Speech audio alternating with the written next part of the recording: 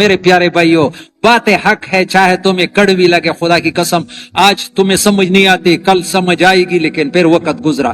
جس آدمی کے دل میں یہ بات بیٹھی ہوئی ہے کہ زندگی مال سے بنتی ہے، اللہ 24 گھنٹے اس سے ناراض۔ زندگی اللہ بناتے ہیں، اور اللہ بنانے کا راستہ اعمال ہے، صحیح اعمال پر اللہ بناتے ہیں، حضرت محمد صلی اللہ علیہ وسلم کی طریقے پر بناتے ہیں۔ اتنے چھوٹے چھوٹے اعمال پر وعدے ہیں۔ ایک صحابی نے کہا یا رسول اللہ انی احب ان یوسع اللہ فی رزقی، میں یہ چاہتا ہوں کہ اللہ میرے رزق کو کھول دے، میرے رزق کو تنگی دور ہو جائے۔ آسان، تم علی طہارت یوسع فی رزق، ہمیشہ بوضو رہو تمہارا رزق کھول جائے گا۔ یہ کس کا بتایا ہوا نسخہ ہے؟ حضرت محمد صلی اللہ علیہ وسلم نہیں استعمال کرتے۔ بوضو رہنا کوئی مشکل ہے؟ کتنا پاک صاف رہو گے۔ ادھر شاید بیٹا ہوگا، ایک آدمی ہے، اس کا بیٹا امریکہ میں ہے، مجھے کسی نے بتایا، پھر میں اس کی دکان پر گیا ادھر چونگے میں کہ تاکہ ان سے سن لوں۔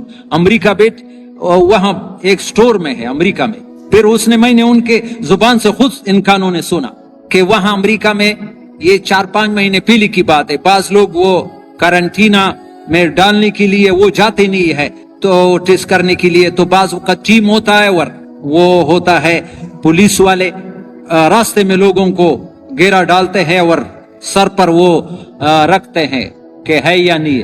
وہ اس نے بتایا مجھے کہ میرا بیٹا کہتے ہے کہ 90 آدمی تھے، سب میں شکایت نکلی کرونا کی، اور مجھ پر جب مشین لگایا کچھ بھی نہیں، دوبارہ لگایا، پھر مجھے کہا تم نے کون سی دوائی استعمال کی؟ میں نے کہا میں 5 وقت وضو کرتا ہوں اور آیت الکرسی پڑھتا ہوں، نماز پڑھتا ہوں۔ تو پولیس والوں نے کہا ان سے کہ تم بھی ان جیسا کرو نا۔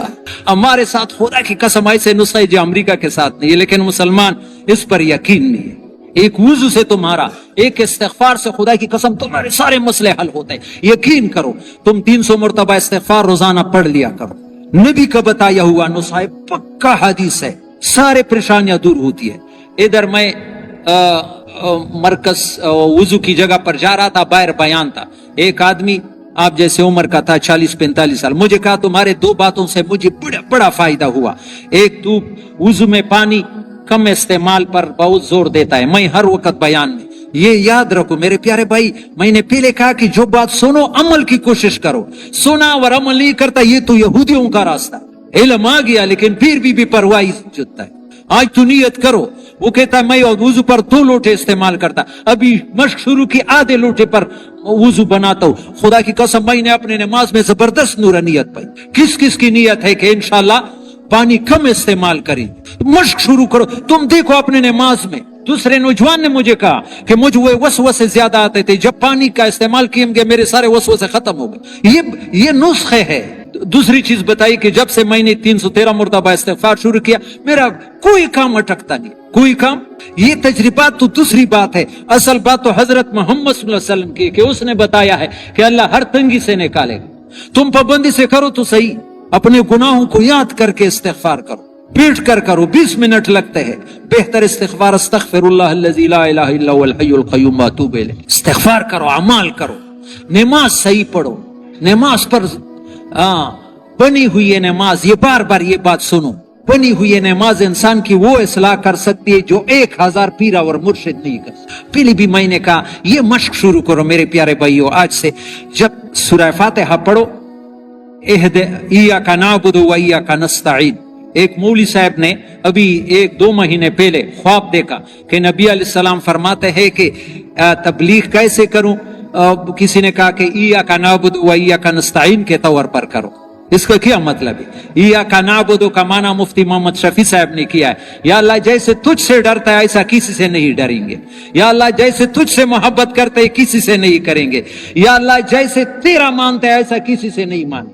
یہ 3 باتیں ایاک نعبد میں آ گئی۔ یہ تم نے دعویٰ کیا، یا اللہ یہ بات آسان نہیں ہے، مشکل، وایاک نستعین، فوراً یا اللہ اسی بات میں تو میری مدد کر۔ میں نے دعویٰ کیا تو مجھے ایسا بنا دے۔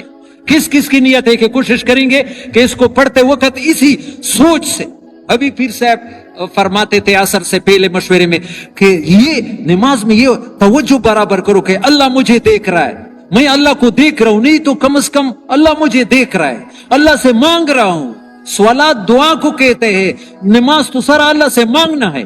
इहदिना सिरातुल मुस्तकीम पढ़ते हुए इस तसव्वुर से पढ़ो, या अल्लाह मैं तो 1 साल का बच्चा है, खुद नहीं जा सकता है, किसी ने उसके दोनों उंगलियां पकड़े, उसको जिसके हाथ में उंगलियां उसको यकीन है मैंने छोड़ दिया तो गिर जाएगा। या अल्लाह अगर तुमने हमारे उंगलियां छोड़ दी, हम एक कदम भी खुदा की कसम सही नहीं उठा सकते। सूरह फातिहा इस दौर देखो कि तुम्हारी जिंदगी बदलता है या नहीं बदलता। रुकू सजदे में खासकर, ये मैंने पहले भी कहा, ये हमारे जवान बच्चे, मुझे अपने मस्जिद में इमाम हूँ, बस जवान ऐसे नमाज पढ़ते हैं कि नमाज उनको दुआ दी थी। रुकू गया अभी सर उठाए नहीं, सुजदी गया सुजदे सर उठाए नहीं, फिर थोड़ा सा नमाज पर वक़्त लगाओ, थोड़ा सा रुकू में जाओ, सुबहान रब्बियल अज़ीम, पाक है रब मेरा जो बहुत बड़ा है।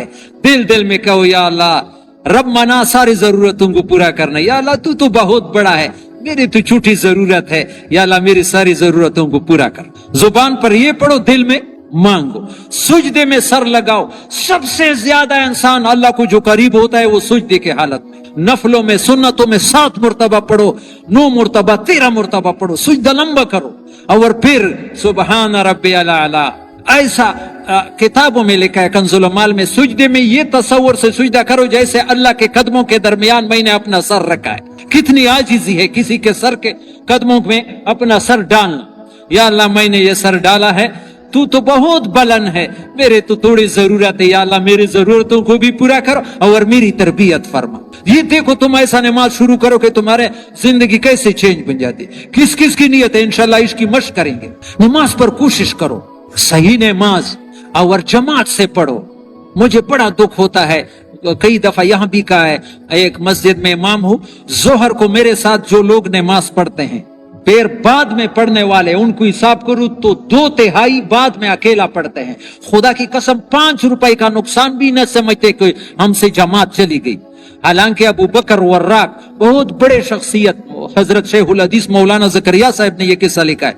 हज के लिए जा रहे थे, रास्ते में कहा कि मुझे वापस कर दो। क्या बात हो गई? मुझसे 700 कबीरा गुनाह हो गए। लोग हैरान हो गए कि 700 बड़े गुनाह तो एक फासिक फाजिर। पता चला कि उसकी जमात की नमाज रह गई है। तो वहां शेखुल हदीस साहब ने फजाइल हज में लिखा है कि एक रिवायत है, हदीस है कि जमात से रहना इतना गुनाह है जैसे 700 गुनाह कबीरा गुनाह आदमी ने किया। कोई गुनाह समझता है?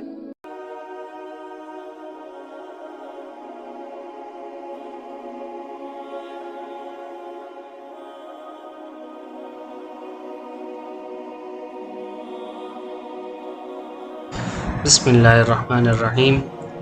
हर इंसान की ज़िंदगी में कभी न कभी परेशानियां ज़रूर आती हैं। किसी को रिस्क की फ़िक्र होती है, किसी को कर्ज की, किसी को बीमारी की, किसी को औलाद की, किसी को घर के मसाइल की। और कभी कभी इंसान इतना परेशान हो जाता है कि उसे हर तरफ अंधेरा नज़र आता है। लेकिन एक मोमिन की सबसे बड़ी ताकत यह है कि वो मुश्किल हालात में भी अल्लाह से उम्मीद नहीं छोड़ता।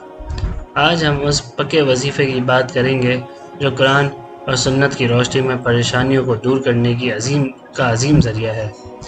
मेरे भाइयों, दोस्तों, बुज़ुर्गों, इस्लाम में कोई ऐसा जादुई वजीफ़ा नहीं जो बिना अमल, बिना दुआ और बिना अल्लाह की मर्ज़ी के फ़ौरन हर मुश्किल दूर कर दे। असल वजीफ़ा तो वो है जो कुरान और सुन्नत ने सिखाया है।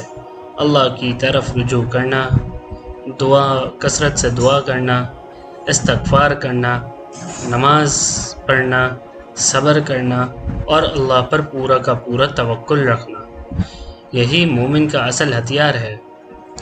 अगर कोई अमल परेशानियों के लिए बहुत ज़्यादा कुरान और हदीस में आया है तो वो है इस्तग़फ़ार। हज़रत नूह अलैहिस्सलाम ने अपनी कौम से फरमाया, अल्लाह से माफ़ी मांगो, अल्लाह तुम पर रहमत बरसाएगा, माल में बरकत देगा, औलाद में बरकत देगा और तंगी दूर करेगा। आज अगर कोई परेशान है तो रोज़ाना कसरत से अस्तग़फ़िरुल्लाह व अतूबु इलैह पढ़ने की आदत बनाए। कम अज़ कम दिन में 300 मरतबा या फिर 100 मरतबा तो लाजमी इसको पढ़े। दुरूद शरीफ रहमत का ज़रिया है। कई बुज़ुर्गों ने लिखा है कि कसरत से दुरूद शरीफ पढ़ने से दिल को सुकून मिलता है और मुश्किलात आसान होती हैं। रसूलुल्लाह सल्लल्लाहु अलैहि वसल्लम पर जितना ज़्यादा दुरूद भेजा जाता है, अल्लाह की रहमत उतनी ज़्यादा मुतवज्जा होती है। میرے بھائی دوستو بزرگوں، آج لوگ پریشانی میں ہر دروازہ کھٹکھٹاتے ہیں، لیکن اللہ کے گھر کا دروازہ کم کھٹکھٹاتے ہیں۔ قرآن مجید میں اللہ تعالیٰ فرماتے ہیں، صبر اور نماز کے ذریعے مدد طلب کرو۔ جب بندہ سجدے میں گرے تو اللہ کے سب سے قریب ہوتا ہے۔ کئی مشکلات جو دنیا کے لوگ حل نہیں کر سکتے، اللہ ایک سجدے کی وجہ سے آسان کر دیتے ہیں۔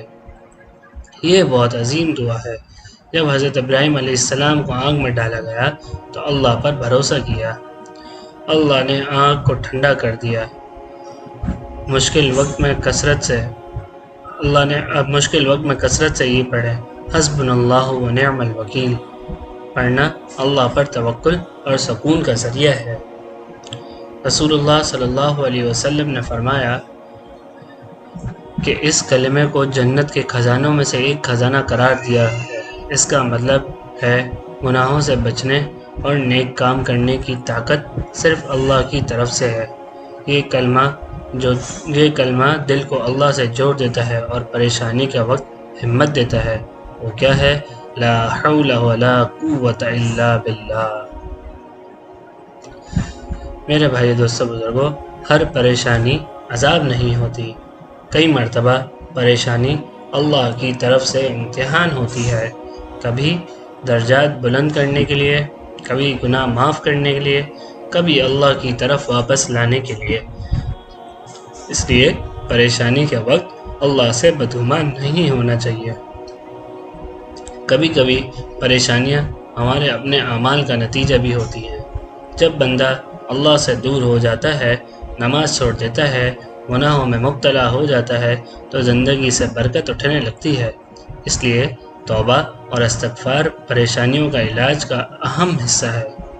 صحابہ کرام رضی اللہ عنہ جب مشکل میں ہوتے تھے، نماز کی طرف رجوع کرتے تھے، دعا کرتے تھے، صبر کرتے تھے، اللہ پر توکل کرتے تھے۔ ان کا یقین اللہ پر تھا، اسباب پر نہیں۔ اس لیے اللہ ان کے لیے راستہ پیدا فرما دیتے تھے۔ آج بہت لوگ پوچھتے ہیں پریشانی دور کرنے کا پکا وظیفہ بتا دیں، تو یاد رکھیے پکا وظیفہ کوئی صرف ایک جملہ نہیں، بلکہ نماز کی پابندی، کثرت سے استغفار، درود شریف، دعا، صدقہ، حلال رزق، توکل، یہ سب مل کر وہ نسخہ بنتے ہیں جو زندگی کی پریشانیوں کو آسان کر دیتے ہیں۔ رسول اللہ صلی اللہ علیہ وسلم نے صدقے کی بہت ترغیب دی۔ صدقہ بلاؤں کو ٹالنے اور رحمت کو حاصل کرنے کا ذریعہ بنتا ہے۔ اگر پریشانیاں زیادہ ہیں تو صدقے کو اپنی زندگی کا معمول بنا لیجیے، چاہے تھوڑا ہی کیوں نہ ہو۔ آج ہر شخص اپنے دل سے پوچھے، کیا میری نماز ٹھیک ہے؟ کیا میں استغفار کرتا ہوں؟ کیا میں دعا کرتا ہوں؟ کیا میرا رزق حلال ہے؟ کیا میں اللہ پر بھروسہ کرتا ہوں؟ یہ سوالات بتائیں گے کہ ہم پریشانیوں کے علاج کے کتنے قریب ہیں۔ میرے بھائی دوستو بزرگوں، آج اگر آپ کسی بھی پریشانی میں مبتلا ہیں تو مایوس مت ہوئیے۔ اللہ کے خزانے ختم نہیں ہوتے۔ اللہ کے لیے کوئی مشکل نہیں۔ اپنے تعلق اللہ سے مضبوط کر لیجئے، نماز کی حفاظت کیجئے، کثرت سے استغفار کیجئے، درود شریف پڑھیے، صدقہ دیجئے اور اللہ پر یقین رکھیے۔ یاد رکھیے، جس کے ساتھ اللہ ہو اس کی پریشانی ہمیشہ نہیں رہتی، اور جو اللہ کی طرف لوٹ آتا ہے، اللہ اس کے لیے راستے کھول دیتے ہیں جہاں سے اس نے گمان بھی نہیں کیا ہوتا۔ آخری میں بس یہی دعا ہے کہ یا اللہ ہماری تمام ظاہری اور باطنی پریشانیاں دور فرما، ہمارے دلوں کو سکون عطا فرما، ہمارے رزق میں برکت عطا فرما، ہماری مشکلات کو آسان فرما، ہماری دعاؤں کو قبول فرما، اور ہمیں ہر حال میں اپنی رضا پر راضی رہنے کی توفیق عطا فرما۔ آمین یا رب العالمین۔ مزید اسلامی اور اصلاحی بیانات کے لیے ایمانی بیانات کو فالو کریں، لائک کریں، سبسکرائب کریں۔ جزاکم اللہ خیرا۔